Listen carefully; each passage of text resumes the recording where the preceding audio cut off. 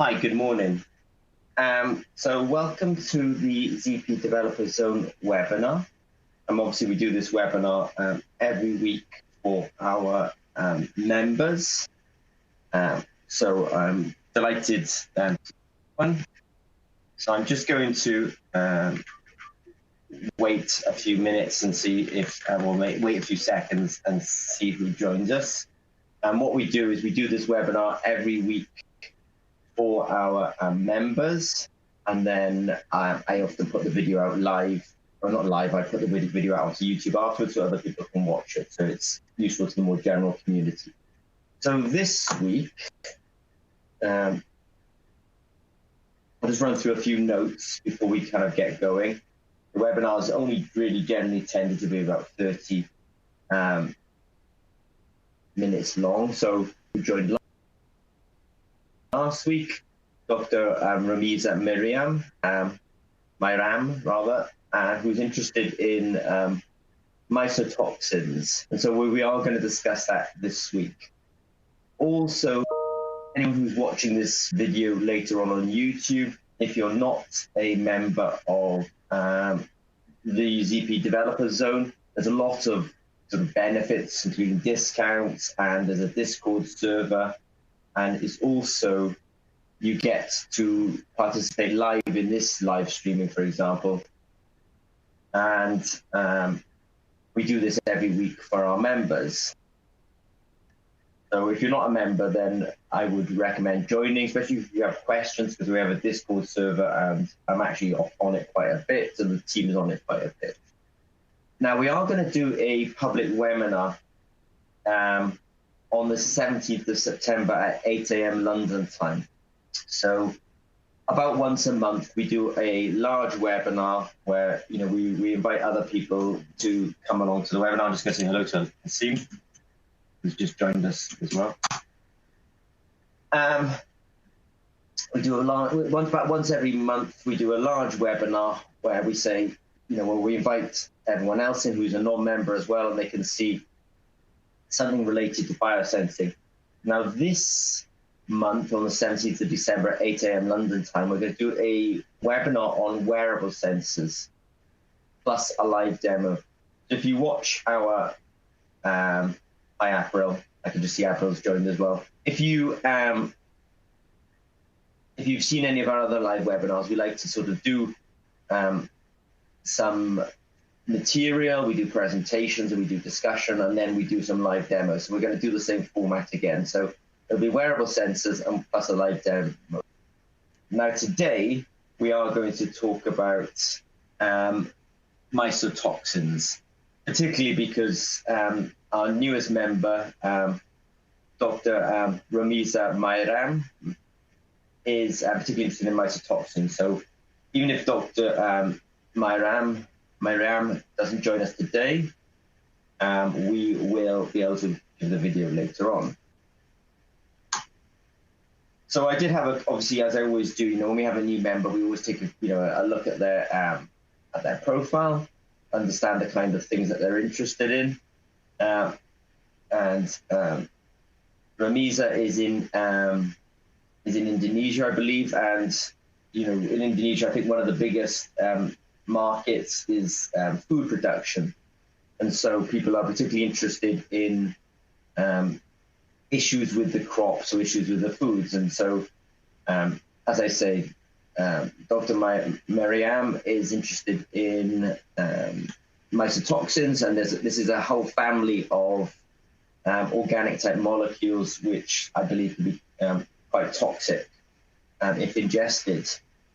Now, I know this is known to the, to a number of you, in the ZP Developer Zone, but just for anyone who's watching this video later on, these mycotoxins are produced by fungi or molds that grow upon the foods. I think they're very resistive, these molecules, that they're quite hard to destroy. And when I was reading online about the details of this, I mean, it's enough for an animal to have ingested some of these organic molecules, and it will pass through the milk and then cause a problem. So the fact that it will go through an entire animal and still stay intact tells you that they're pretty robust molecules. Now, I'm, at ZP, what are we interested in? We're obviously interested in biosensors.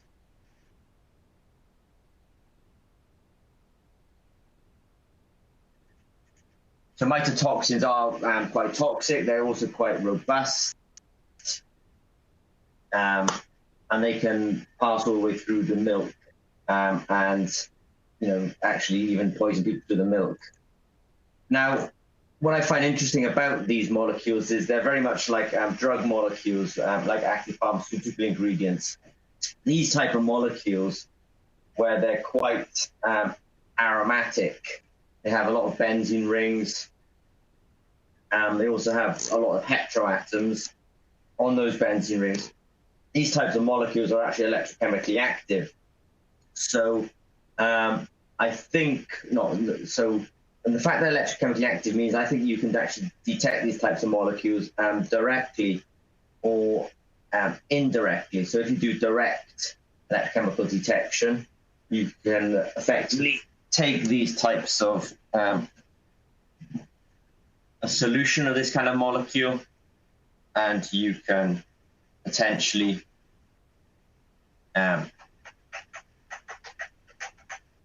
pipette it onto an electrode and do a measurement on that molecule. So that will be the sort of direct method, just really using a technique like cyclovoltammetry. And it's kind of quite nice. Yeah, hi, Hasim. He's not that good, man. So I think electrochemical detection by cyclovoltammetry is quite powerful. The other way of doing it is indirect detection using ELISA assays, where you have a antibody specific to the mycotoxin, and then there's a binding, and that's the source of the signal. So we have talked about voltammetry lots, and we've also talked about doing ELISA assays, and both of these methods can be used for the detection of mycotoxins. So I will talk about that a little bit more. So as I say, we have talked about voltammetry in the past, which is the idea that you apply a voltage to a solution and you sweep the voltage, and there's a transfer of electrons as the voltage kind of increases. We have done entire lectures around this, but it's worth saying that these molecules, these mycotoxins, this one is zearalenone, is electrochemically active. I was able to obviously find papers on that. So that molecule is electrochemically active. And so the whole idea of just doing something as simple as taking them, a sample of the molecule, putting it on an electrode, doing cyclovoltammetry, and you will get a signal, then that fairly simple experiment can be done. And I put a link to it here as well, and I'll put a link in later on that we have videos of this type of experiment, and they're quite easy to perform. So I would almost suggest that if you were trying to do a simple test for a mycotoxin, then cyclovoltammetry itself would be a simple test. And so I have quite a few examples of that. That's example 1. Example 2, where it's another one is aflatoxin. So here that they basically sort of swept the voltage, they get a little peak, and then it's the black line I follow, and then they get a little peak later on. So it's the same thing. See, aflatoxin is also very aromatic. It's got this benzene ring here. It's got this OH group hanging off it. So it does look intrinsically electrochemically active, and there are plenty of examples in the literature for that. Example 3 I thought was kind of interesting as well. It was a thesis that I found from Japan, and there they were actually doing the, whereas earlier on they were looking at the sort of positive voltages, 0 to let's say 2 volts. Here he's actually gone negative, and he's doing a reduction of the molecule. So I did think that that was quite a that's also interesting, that you can both sweep the voltage in a positive direction and see these molecules. You can also sweep the voltage in a negative direction and see these molecules as well.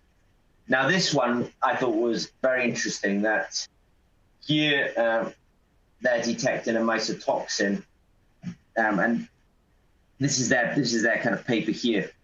Now, what happens is on the first scan, they don't get a peak here. They get a first peak at like 1.2 volts. Then they get a reduction peak. Then on the second scan, they get a new peak. And that's exactly what we get when we're doing the chili sensing. So I'll just say it again, that I think that direct measurements of these mycotoxins is possible just on screen printed carbon electrodes, like this kind of biosensor here, or this electrochemical sensor here. I think that's possible. There is plenty of literature for it. And then some of the things that we've talked about in the past, where, you know, when we were doing the chili sensing, you sweep the voltage, you get a first peak, you get a second peak. And then if you do another cyclovoltammogram, you get a new peak.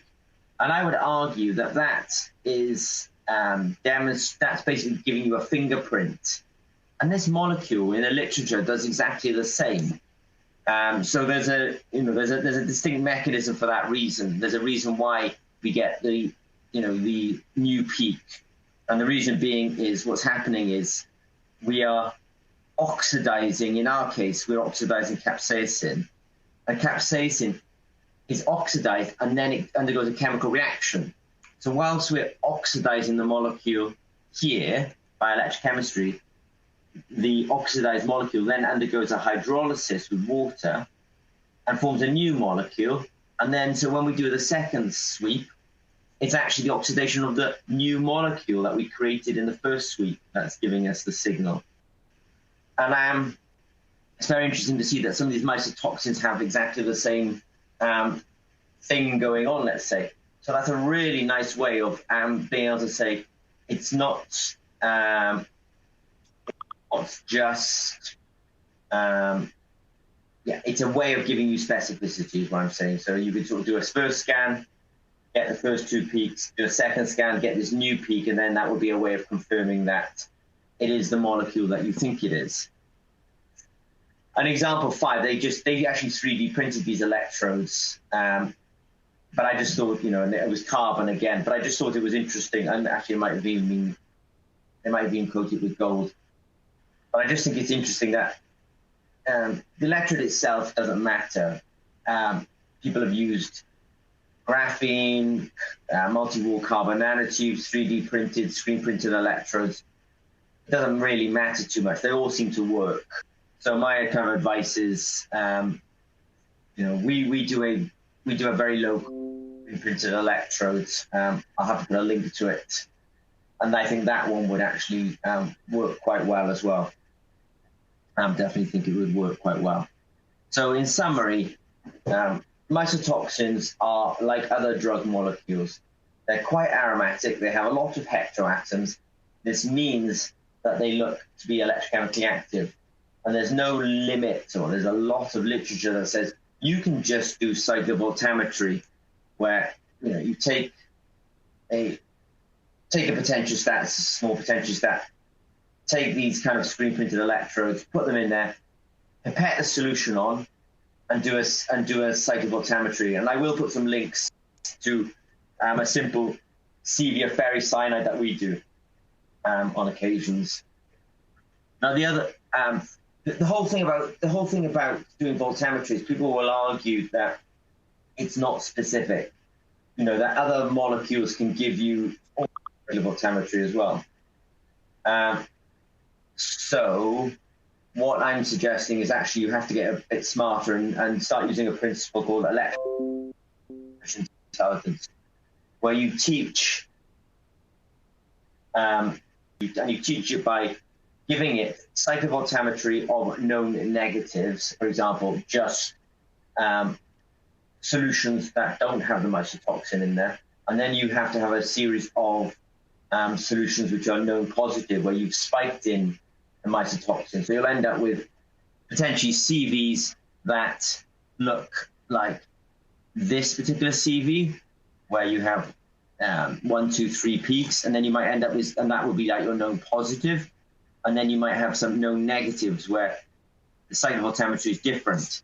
And if you give this to an artificial intelligence program, you can start saying that's a known positive, that's a known negative. It will teach itself to be able to identify your molecule of interest, and it will actually end up giving you a percentage probability that, it says, I think this is aflatoxin, and I have a 90% confidence that it is aflatoxin.